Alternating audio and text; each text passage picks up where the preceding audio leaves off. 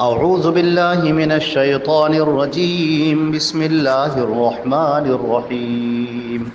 وما نتنزل الا بامر ربک له ما بین ایدینا وما خلفنا وما بین ذلك وما كان ربك نسيا رب السماوات والأرض وما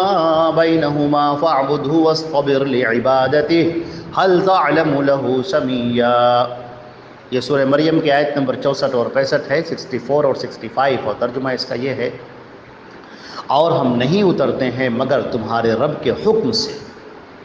اور اللہ ہی کے لیے ہے جو کچھ بھی ہمارے سامنے ہے یا جو بھی ہمارے پیچھے ہے اور جو اس کے درمیان میں ہے، اور تمہارا رب بالکل بھولنے والا نہیں ہے۔ آسمانوں اور زمین کا رب ہے اور ان دونوں کے درمیان جو کچھ ہے اس کا، چنانچہ اسی کی عبادت کرو اور اس کی عبادت میں جمے رہو، اور کیا تمہیں اس کا کوئی ہم نام پتہ ہے؟ یہ سورہ مریم کی جو آیتیں تلاوت کی گئی ہیں، جب اللہ کے رسول صلی اللہ علیہ وسلم کے اوپر جب اللہ کا کلام اترتا تھا تو آپ اس کے لیے بہت ہی مشتاق ہوتے تھے اور آپ کو اس کلام کے سننے کی بہت زیادہ چاہت ہوتی تھی۔ چنانچہ بخاری شریف کی روایت میں ہے اور مسند احمد کی بھی روایت میں ہے کہ حضرت عبداللہ ابن عباس رضی اللہ تعالی عنہما فرماتے ہیں: قال رسول اللہ صلی اللہ علیہ وسلم لجبریل، اللہ کے پیارے رسول صلی اللہ علیہ وسلم نے جبریل علیہ السلام سے کہا: ما یمنعک ان تزورنا اکثر مما تزورنا، کہ کیا بات ہے کہ آپ ہماری زیادہ سے زیادہ زیارت کیوں نہیں کرتے، یعنی آپ کثرت سے کیوں نہیں آتے، زیادہ سے زیادہ ہمارے پاس کیوں نہیں آتے، خوب کثرت سے کیوں نہیں آتے؟ کہتے ہیں کہ پھر یہ آیت نازل ہوئی کہ ہم جو نازل ہوتے ہیں، ہم جو اترتے ہیں، وہ تمہارے رب کے حکم سے اترتے ہیں۔ یہاں پر یہ بات بتائی جا رہی ہے کہ جو فرشتے ہیں، جو جبریل علیہ السلام ہیں یا اور جو دیگر فرشتے ہیں، وہ اپنی مرضی سے نہیں اترتے کہ ان کا جب جی چاہے تب اترے چلے آئیں، ایسا نہیں ہوتا، بلکہ وہ اللہ کے حکم سے اترتے ہیں۔ اللہ رب العزت جب انہیں حکم دیتا ہے تب وہ اترتے ہیں، جو بیان کرتا ہے وہ اس کو لے کر آتے ہیں۔ چنانچہ آسمان اور زمین اور اس کے درمیان میں جو کچھ ہے سب پر اللہ کی حکمرانی ہے، اور یہ نظام انتہائی مضبوطی کے ساتھ اللہ رب العزت تھامے ہوئے، کسی فرشتے کی مجال نہیں کہ اپنی مرضی سے کچھ کر سکے۔ اللہ رب العزت نے قرآن پاک میں فرمایا ہے: لا یعصون اللہ ما امرهم، اللہ جو انہیں جو حکم دے دیتا ہے وہ اس کے خلاف نہیں کر سکتے۔ چنانچہ جب نبی کریم صلی اللہ علیہ وسلم نے جبریل علیہ السلام سے بات کہی تو اللہ تعالیٰ نے یہ آیت نازل فرمائی کہ وما نتنزل، جو ہم یہ اتر رہے ہیں یہ الا بامر ربک، صرف آپ کے رب کے حکم سے اتر رہے ہیں، ہماری اپنی کوئی مرضی نہیں ہے، ہم اپنی مرضی سے یہاں پر نہیں آئے ہیں، بلکہ اللہ نے ہمیں بھیجا ہے۔ اس بات سے یہ بات پتہ چلی کہ نبی کریم صلی اللہ علیہ وسلم نے جو بھی باتیں دین کی، شریعت کی ہمیں بتائی ہیں، وہ باتیں سب اللہ کی اتاری ہوئی ہیں، اور اللہ کے رسول صلی اللہ علیہ وسلم کی پیروی کرنا ایسے ہی ہے جیسے اللہ کی پیروی کرنا۔ وما ارسلنا من رسول الا لیطاع باذن اللہ، ہم نے جو بھی رسول بھیجا ہے وہ اس لیے بھیجا ہے تاکہ اللہ کے حکم سے اس کی اطاعت کی جائے۔ چنانچہ نبی کریم صلی اللہ علیہ وسلم کی بات ماننا، آپ کی بات پر عمل کرنا، آپ کے دین کو، جو آپ نے دین پیش کیا ہے اس کے اوپر عمل پیرا ہونا، اس کو اپنی زندگی میں اتارنا، یہ اللہ کی باتوں پر عمل کرنے کی طرح ہے، کیونکہ اللہ ہی نے اتارا ہے اور آپ نے اس کو پہنچایا ہے۔ تو آپ رسول ہیں، پہنچانے والے۔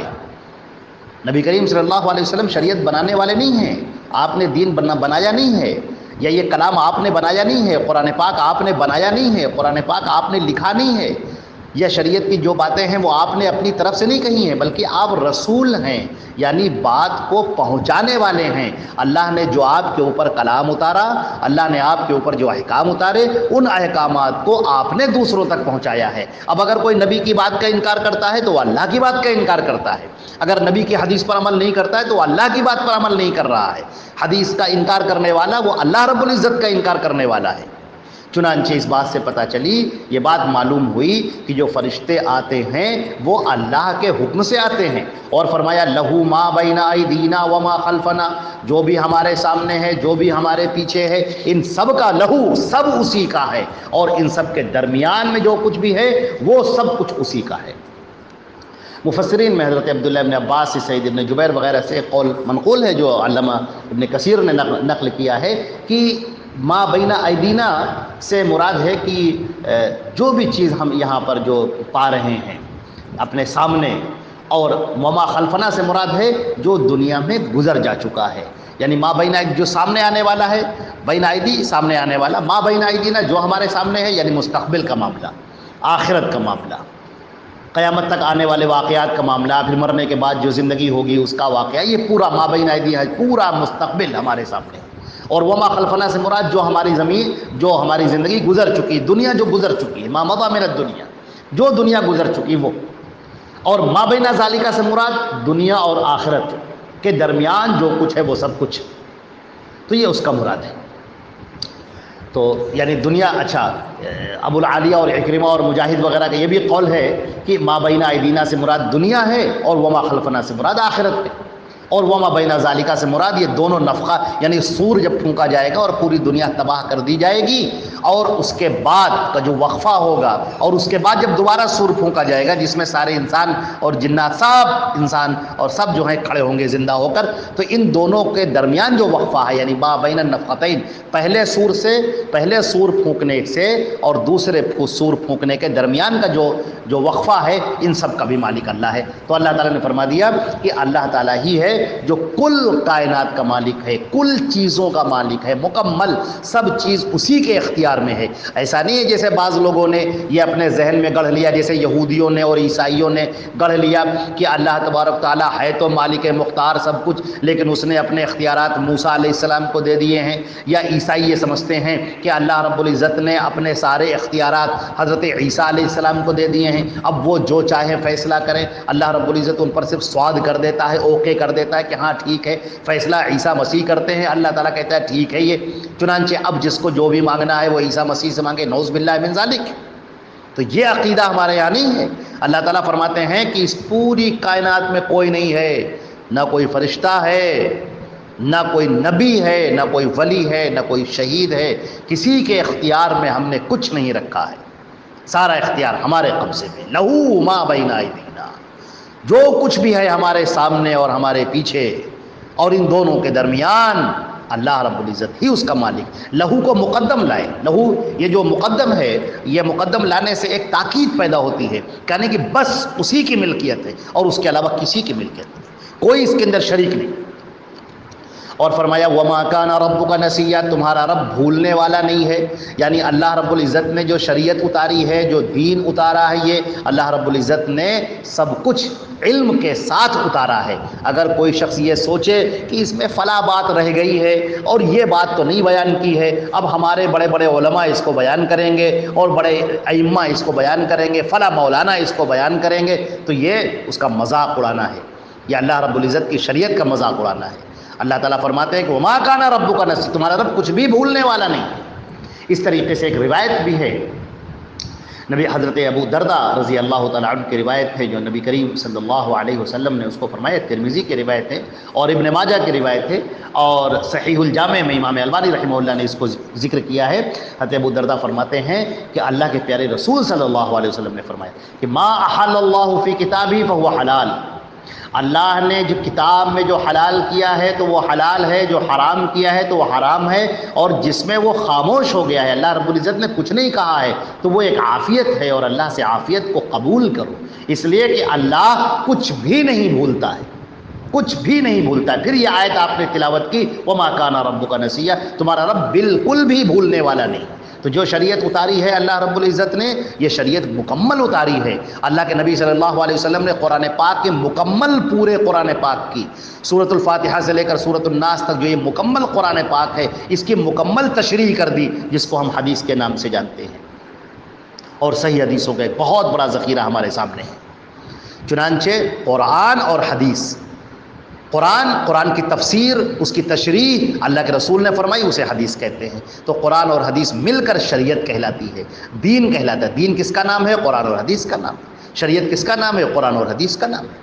اللہ کی اتاری ہوئی کتاب اور نبی کریم صلی اللہ علیہ وسلم کے بتائے ہوئے ارشادات، یہ شریعت ہے۔ چنانچہ اگر کوئی شخص یہ جانتا ہے، یہ سمجھ رہا ہے کہ یہ بات شریعت میں نہیں ہے، تو وہ یہ جان لے کہ اللہ بھولا نہیں ہے، اللہ نے جان بوجھ کر اس کو اس میں نہیں رکھا ہے اور تم کو چھوڑ دیا ہے۔ تمہیں یہاں پر اللہ کی طرف کے عافیت مل گئی ہے، تم اسے عافیت کو قبول کرو۔ یہ اللہ رب العزت کی طرف سے۔ چنانچہ بات ارشاد فرمائی گئی رب السماوات والارض، آسمانوں اور زمین کا رب، آسمانوں یہ جو 7 آسمان ہیں ان کا رب، والارض اور یہ جو زمین ہے جس پر ہم لوگ انسان ہم لوگ جو یہاں پر رہ رہے ہیں، یہ وما بینہما اور ان دونوں کے جو درمیان ہے۔ اللہ اکبر، یہ قرآن پاک کا معجزہ ہے۔ لوگ تو سمجھتے ہی نہیں تھے کہ آسمان اور زمین کے درمیان کیا ہے، وہ آنکھ اٹھا کر دیکھتے تھے اور جو چاند نظر آتا تھا سمجھتے تھے بس یہی آسمان ہے، ان کو کچھ پتہ ہی نہیں تھا کہ کتنی کہکشائیں ہیں، اور اس آسمان سے اوپر جب آپ جائیے، زمین سے اوپر جب آپ جائیے تو کس قدر کہکشائیں اور گیلیکسیز ہیں۔ یہ بالکل ایسے ہے، سائنٹسٹ جو کہتے ہیں وہ یہ کہتے ہیں کہ جیسے سمندر کے کنارے ریت پڑی ہوئی ہوتی ہے اور اس ریت کے ذرات کو کوئی شمار نہیں کر سکتا، اس طرح آسمان کے اندر کتنے پلانٹس ہیں، کتنے گیلیکسیز ہیں، ان کو کوئی شمار نہیں کر سکتا۔ اللہ ان سب کا مالک ہے۔ آج تو لوگوں نے دیکھ لیا کہ ہماری زمین ایک چنے کے دانے کے برابر بھی اس کی حیثیت نہیں ہے، ایک ریت کے دانے کے برابر بھی اس کی حیثیت نہیں ہے۔ ہماری زمین جیسی لاکھوں زمینیں سورج کے اندر آ جائیں، اور سورج جیسے لاکھوں کروڑوں سیارے ایسے ہیں جو دوسرے پلانٹس کے اندر آ سکتے ہیں، پوری کہکشائیں ایک ایک پلانٹ کے اندر آ سکتی ہیں۔ اللہ رب العزت نے اس قدر محکم نظام بنایا ہے، اللہ ان سب کا مالک ہے۔ فَاعْبُدْهُ وَاصْطَبِرْ، اللہ ہی کی عبادت کرو، اس کے علاوہ کسی کی عبادت مت کرو۔ کسی کو سجدہ کرنا، رکوع کرنا، مصیبت میں پکارنا، پریشانیوں میں آواز دینا، توکل کرنا، بھروسہ کرنا، خشیت، توکل، یہ سب اللہ کے لیے۔ نظر و نیاز کرنا، قربانی کرنا، یہ سب اللہ کے لیے، اس میں کسی کو شریک مت کرو۔ اب نہ کسی کے لیے سجدہ ہو، نہ کسی کے لیے نظر و نیاز ہو، نہ کسی سے ہاتھ اٹھا کر دعائیں مانگو۔ اگر تمہیں مانگنا ہے تو صرف ایک اللہ سے طلب کرو، وہی دینے والا ہے۔ اور دنیاوی اسباب کے تحت ایک دوسرے سے طلب کرو، اس میں کوئی حرج نہیں، دنیاوی اسباب۔ لیکن جو اس دنیا سے جا چکے ان کو پکارنا اپنی مدد کے لیے، یہ شرک ہے، اور یہی وہ چیز ہے جس کی مغفرت نہیں ہے۔ مرنے سے پہلے انسان اگر توبہ کر لے تو اللہ معاف کر دیتا ہے، اور اگر اسی حالت میں مر گیا تو اس کا ٹھکانہ جہنم ہے اور جنت اس پر حرام ہے۔ قرآن پاک میں جیسے کہ فرمایا کہ وَمَن يُشْرِكْ بِاللَّهِ فَقَدْ حَرَّمَ اللَّهُ عَلَيْهِ الْجَنَّةَ، جس نے شرک کیا اللہ نے جنت کو اس پر حرام کر دیا۔ وَمَأْوَاهُ النَّارُ، اس کا ٹھکانہ جہنم ہے۔ وَمَا لِلظَّالِمِينَ مِنْ أَنصَارٍ، ان ظالمین کے لیے، ان مشرکین کے لیے کوئی مدد کے لیے نہیں آئے گا۔ اللہ تعالیٰ نے فرمایا وَاصْطَبِرْ لِعِبَادَتِهِ، اس کی عبادت کے لیے جم جاؤ۔ جب تم اللہ کی عبادت کرنے چلو گے، اس کی شریعت پر عمل کرو گے تو کچھ پریشانیاں آئیں گی، کچھ دقتیں آئیں گی، کچھ مشکلات آئیں گی، یہی تمہاری آزمائش ہے اور اسی پر تمہارا اجر ہے۔ لہذا جم جاؤ، پہاڑوں کی طرح جم جاؤ، مضبوطی کے ساتھ جم جاؤ اور اللہ کی عبادت کرو، اور اللہ رب العزت کے علاوہ کسی کی پرواہ مت کرو، نہ کسی سے خوف کھاؤ، نہ کسی سے ڈرو، اور نہ اس دنیا کو زیادہ چاہو، صرف آخرت کی فکر کرو اور اللہ کی عبادت کے لیے اپنے آپ کو تن من دھن سے لگا دو۔ اللہ نے فرمایا هل تعلم له سمیہ، کیا اللہ کے جیسا کوئی ہے، اللہ کے مثل کوئی ہے؟ سمیہ، اس کے جیسا کوئی ہم نام، سمیہ کہتے ہیں ہم نام کو۔ الرحمن، اللہ، کیا اس کے جیسا کوئی ہے؟